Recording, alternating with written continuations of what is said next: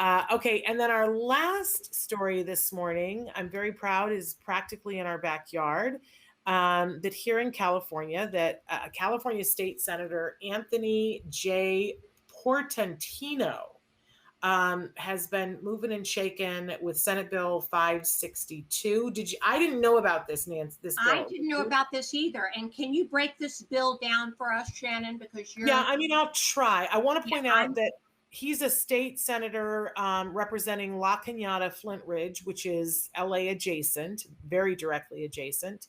And it is about treatment, access to treatment for individuals, and for them to get the treatment that is prescribed by their physician or psychologist, because he's saying that they should be the ones that know best, that early intervention is key, and that SB 562 will build on the laws that we already have in California, but take some of the things that are impediments to this, and move them out. So insurance has all these different things. And for instance, one thing that insurance has been trying really hard in California to legislate is that if you get ABA treatment for your child, that a parent has to participate, that you have to go to parent training, that you have to be there for clinics, that you have to do X, Y, and Z. And this bill says that that's discriminatory, that some parents have to work.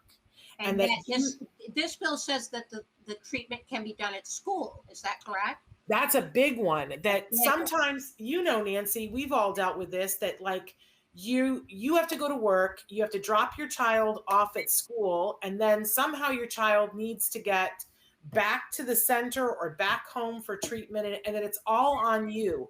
And because where it used to be that there was like an activity after school that your child could participate in, but not without their therapy. And the therapist could be there, help facilitating it and have it be useful time, but they wouldn't allow it because insurers would say, nope, they're on school. So if they're on school, then school has to pay for the therapist. So SB 562 says, no, you can't say that a parent has to participate and that they have to because you're not doing that with anything else. If the child is having PT, they don't say, oh, we can't give you PT because the parent's not available. Right. That's not a thing. And that they remove all these arbitrary things about if you cross the line and are in the school, that the school has to pay for it, because that's mashugana.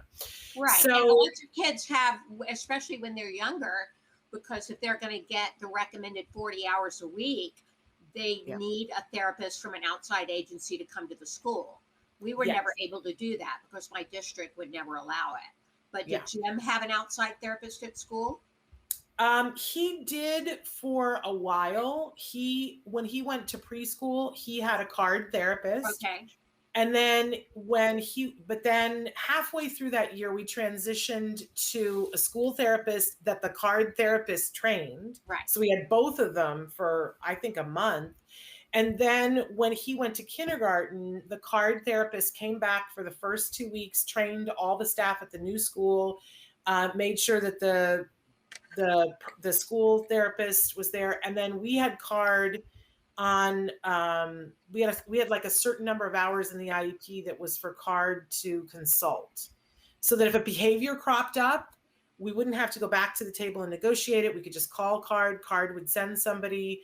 They would observe the behavior, they would meet with the school team, they would write the intervention plan, and they would train the team. And I'll tell you, that saved us time and time again. Time and time again. It's so much more effective. But I know you had to fight for everything because of the school district you were in. Big fight. But like you, I had my card therapist, the supervisor, work with the aides at school in training them and giving them guidelines, which was greatly needed. Yeah, I also love that this bill is looking at it's looking at both sides of the equation. It's making sure that people who are working with the kiddos have had extensive background checks to make sure that they are as safe as possible working with children. But it also looks at some of the holdups on certifying people, because right now there's a ginormous backlog There are people who want to be behavior technicians and they can't get certified because the state is taking so long to certify them. So they want, and what happens is the insurance companies win because they said, well, we offered you therapy, but you had to wait for it. So that's not our fault. Right. So this would remove some of that. So I just want to thank State Senator Anthony J. Portantino for doing this for our entire state. I think it's Right. remarkable. We'll have to reach out and see if he would like to be on the show. Kudos to him. And this bill is sponsored by so many different autism organizations. So we're thrilled to talk about that. Okay, so that was a lot. That was a lot. Some good stories there. And guys, please donate to the Tori's scholarship fund, his opportunity fund for him to go to college. Okay, I've been off. Hey, we're saying hello to Nasser. And I thought that we were having Leah Hirschfeld because I'm completely wrong. Oh, I'm in another time that's zone. what I thought too.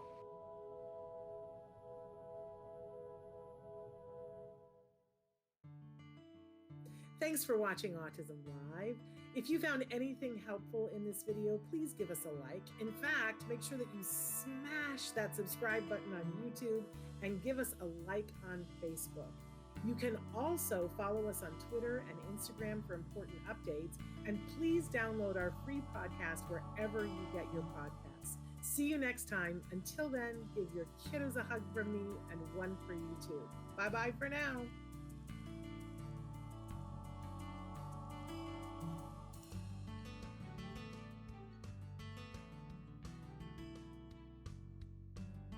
To subscribe, click here.